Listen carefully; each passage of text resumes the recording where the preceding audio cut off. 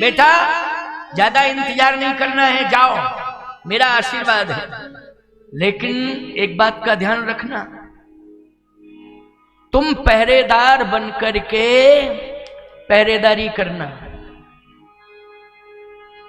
और प्यास जब राम को लगे तो तुरंत पानी लाके देना, भूख जब लगे तो कंद मूल फल तुरंत लाके देना। और बेटा राम कभी सुखद सैया पर नहीं सोएगा, राम पत्तों की सैया पर सोएगा। तो तुम मुलायम मुलायम पत्तों को चुनना जिससे पंखुड़ी ना गड़ने पावे, इस बात का ध्यान रखना। तेरी ड्यूटी है ऐसे वृक्षों के पास जाना जिनके मुलायम पत्ते हो, राम के पंखुड़ी नहीं चुभना चाहिए, ये तेरा धर्म है। इसलिए ऐसे मुलायम पत्तों की सैया बना करके तैयार करना जिस पर राम को सुखद नींद आ जाए। बेटा चार दीवारी नहीं होगी, क्योंकि वन है, हिंसक जानवर हैं, रात्रि में आक्रमण कर सकते हैं, लेकिन तुम रात्रि में सोना नहीं, अपने भैया को सुलाना, अपने भैया को सुलाना, कहीं राम की नींद खराब ना हो जाए, कहीं कोई सीता राम के ऊपर हिंसक जानवर आक्रमण ना करने पावे, इस बात का ध्यान रखना। लक्ष्मण, इसके लिए तुझे नींद त्यागनी पड़े तो तू नींद का त्याग कर देना, लेकिन राम को कष्ट नहीं होना चाहिए। प्यारे, संपत्ति चली जाती है उतना कष्ट नहीं होता है, लेकिन परिवार आपका बिखर जाता है तो कष्ट होता है। बोलो, होता है कष्ट कि नहीं होता है? संपत्ति जिनके घरों में भरी पड़ी है और परिवार बिखर गया है, याद रखना रात को नींद नहीं आ रही है डल्लब के गद्दे पर, उनको डल्लब के गद्दे पर सो रहे हैं लेकिन नींद नहीं आ रही है। संपत्ति तो इतनी भरी पड़ी है कि ये दिमाग काम नहीं कर रहा है कि किस में खर्च करें हम, लेकिन परिवार बिखर गया है तो रात को नींद नहीं आ रही है। भोजन की थाली सजी हुई आ रही है, कोई व्यंजन बकाया नहीं है, लेकिन परिवार बिखर गया है। भाई भाई दूर हो गए हैं, बाप बेटे दूर हो गए हैं, सास बहुएं दूर हो गई हैं। तो भोजन की थाली में भोजन रखा है लेकिन भूख नहीं है, भूख मर गई है। इसलिए थाली देखते ही अलग कर देते हो तुम कि अब खाएं क्या जब भूख ही नहीं है। तो भूख मर गई है, नींद हराम हो गई है। ईमानदारी के साथ बताओ, हमारी गलतियों के कारण सुधार करना है। केवल संपत्ति को जोड़ने में ही समय नहीं देना है, परिवार और समाज को जोड़ने के लिए भी समय हमको निकालना पड़ेगा, समय देना पड़ेगा। इसलिए संवादहीनता नहीं होनी चाहिए, संवाद सदा एक दूसरे में होते रहना चाहिए। ये संवादहीनता के कारण दूरियां बढ़ती जा रही हैं। बोलो, बढ़ती जा रही हैं कि नहीं? संवादहीनता के कारण आज सास बहू में बातचीत नहीं हो रही है। संवाद होना चाहिए, सुबह शाम बातचीत होनी चाहिए, एक दूसरे की समस्या को सुनना चाहिए और उसका समाधान करना चाहिए। भाई भाई में सुबह शाम बात होनी चाहिए रोज, इसके लिए तुम्हें समय निकालना है, क्योंकि संवादहीनता के कारण भाइयों में दूरियां हो रही हैं। बाप बेटे में भी सुबह शाम बात होनी चाहिए, संवाद होना चाहिए, क्योंकि संवादहीनता के कारण बाप बेटे में भी दूरियां बढ़ती जा रही हैं। बोलो, ये आत्म व्यथा सुना रहा हूं कि नहीं सुना रहा हूं समाज की? इसलिए कान खोल करके सब सुन लो, सबके हित की बात कर रहा हूं, कोई व्यक्ति विशेष की बात नहीं, सबके हित की बात हो रही है। संवाद नित्य होना चाहिए। बेटा, इस बात का ध्यान रखना कि भाई ने एक शब्द निकाला है तो उसको सुनना, लापरवाही नहीं करना है, और सेवा में किसी भी प्रकार की कोई कमी नहीं रखना है। और राम को नींद आ जावे इसके लिए तुम्हें जागना है, जागना है। क्यों? सीता साथ में है। ईमानदारी के साथ बताओ, आप तो मैदान में सो सकते हो, लेकिन पत्नी बहू बेटी मैदान में नहीं सो सकती है, उसको तो आपको एक व्यवस्था देनी पड़ेगी। लेकिन सीता के साथ ऐसा प्रतिबंध लगा हुआ है कि उसे केवल प्रकृति में ही रहना पड़ेगा और प्रकृति के द्वारा ही उसे अपनी सुरक्षा लेनी पड़ेगी और कोई विकल्प नहीं है। घास की कुटी बन जाएगी, लेकिन घास की कुटी में ईमानदारी के साथ बताओ, कोई भी आग लगा दे तो कितने मिनट लगेंगे जलने में? जल्दी बोलो, हैं? कितने मिनट लगेंगे जलने में? और पांडवों के आवास में आग लगाई गई थी कि नहीं लगाई गई थी? बोलो, वन की ही तो घटना है, लाक्षागृह की घटना है। पढ़ते हो महाभारत, सुनते हो कि नहीं सुनते हो? भगवान की कृपा ना हुई होती तो मर जाते सब कि नहीं, बच गए ठाकुर जी की कृपा। इसलिए बेटा तुझे पहरेदारी करनी है।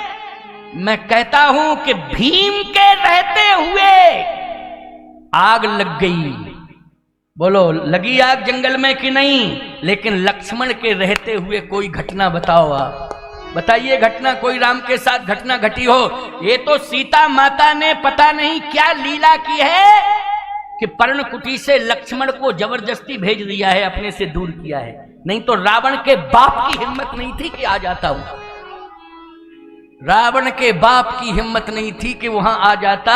सीता माता ने जबरदस्ती डांट डपट के बोलो लक्ष्मण को दूर किया कि नहीं किया? और लक्ष्मण मर्यादा में बंध गए, इसलिए दूर चले गए। इतने में रावण को मौका मिल गया आने का और हरण करके ले गया। ईमानदारी के साथ बताओ, इसमें चूक क्या लक्ष्मण की मानी जाएगी?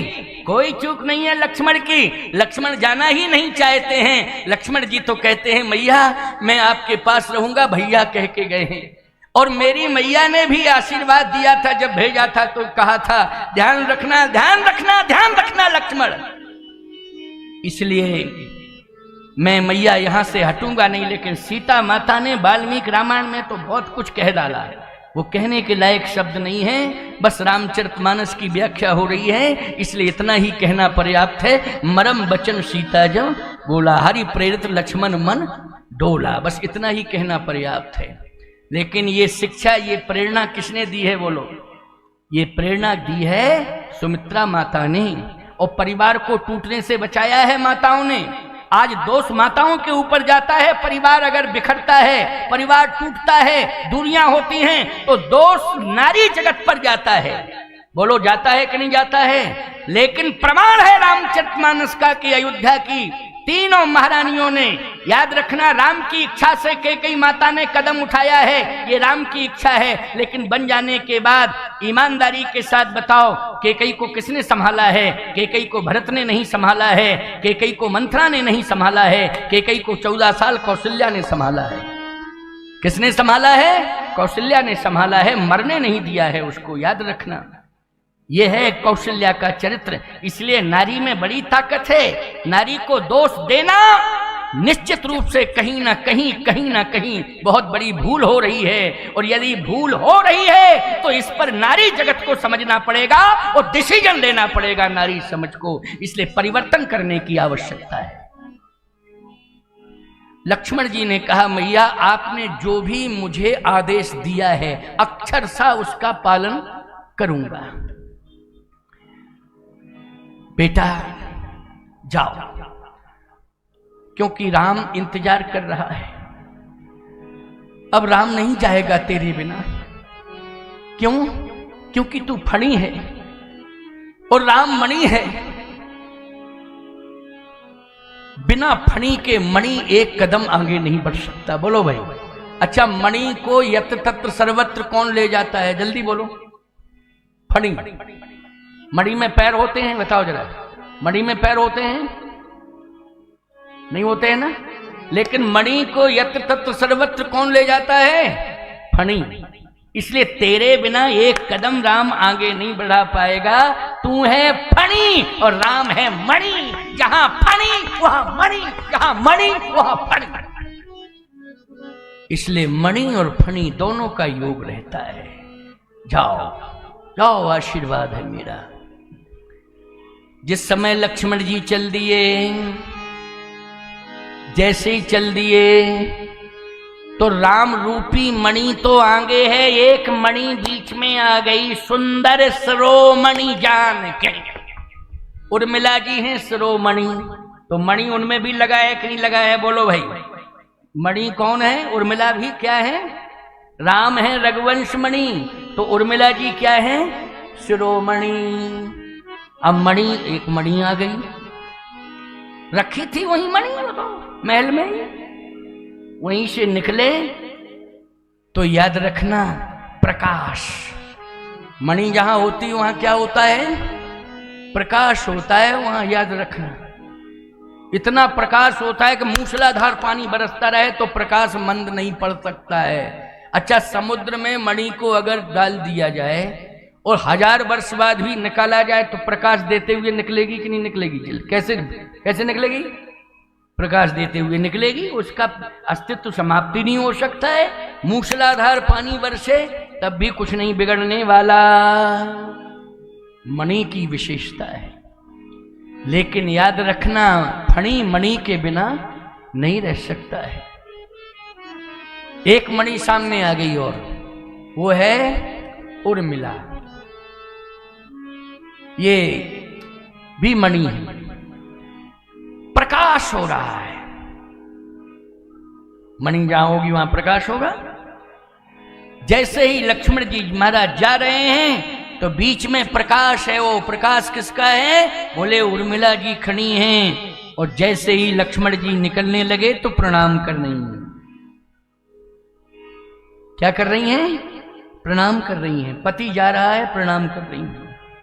ये धर्म कहता है, एक तो पति आवे तो बैठी मत रहो, खड़ी हो जाओ, और पति जावे तो प्रणाम कर लो। वो जा रहा है, तुम्हारा प्रणाम करना आवश्यक है। अब ये मुंह चकोड़ नहीं है और पति बैठे बैठे हंस रहे हैं। बहुत अच्छी बात कही स्वामी जी, बहुत बढ़िया बात कही कि प्रणाम करो पति को, पति आवे तो खड़ी हो जाओ, हैं? लेकिन तुम्हें भी राम जैसा बनना पड़ेगा, लक्ष्मण जैसा बनना पड़ेगा। समझे कि नहीं? अगर राम बन के प्रवेश करोगे तो तुम्हारी पत्नी सीता बन के अभिवादन करेगी। अगर तुम लक्ष्मण बन के प्रवेश करोगे तुम्हारी पत्नी उर्मिला बन करके सम्मान करेगी। बोलो करेगी कि नहीं? और तुम खरदूषण बन के घुसोगे तो भी तुम्हारा सम्मान होगा, हैं? खरदूषण बन के घुस रहे हो घर में, तांडव मचा रहे हो घर में, घर के लोगों की नींद खराब कर रहे हो, घर के लोगों की इज्जत खराब कर रहे हो, घर के लोगों का सम्मान चौपट कर रहे हो, और फिर कहते हो हमें सम्मान मिले। खबरदार! इसलिए आदतों में परिवर्तन करो, परिवर्तन करो आदतों में। आज हम प्रत्येक नौजवान को लक्ष्मण बनाना चाहते हैं। राम तो बहुत बड़ी बात है, तुम थोड़ा लक्ष्मण ही बन जाओ, लक्ष्मण के चरित्र का अनुसरण कर लो। श्री राम तो राम है, राम समान राम निगम कहें, राम के समान केवल राम है, दूसरा कोई है ही नहीं। इसलिए लक्ष्मण बनने की कोशिश करो और तुम उर्मिला बनने की कोशिश करो। देखो ये चरित्र कितना सुंदर है, व्याख्या उसकी हो रही है। अभी भरत जी तो ननिहाल में है। कहाँ है? ननिहाल में है। क्योंकि कैसे आ जाएंगे? जब तक दशरथ जी के प्राण नहीं निकल जाएंगे तब तक भरत जी आएंगे ही नहीं। प्राण निकलेंगे तभी तो आएंगे भरत। तो अभी तो दशरथ जी महाराज जीवित हैं, कहां से बुला दें? समय से बुलाना पड़ेगा। वो देखता हूं आज बुलाऊंगा नहीं, कल बुला लूंगा, बुलाऊंगा तो आज नहीं, कोशिश करूंगा देखो आज बुलाने की है, लेकिन नहीं बुला पाया तो कल पक्का बुलाऊंगा।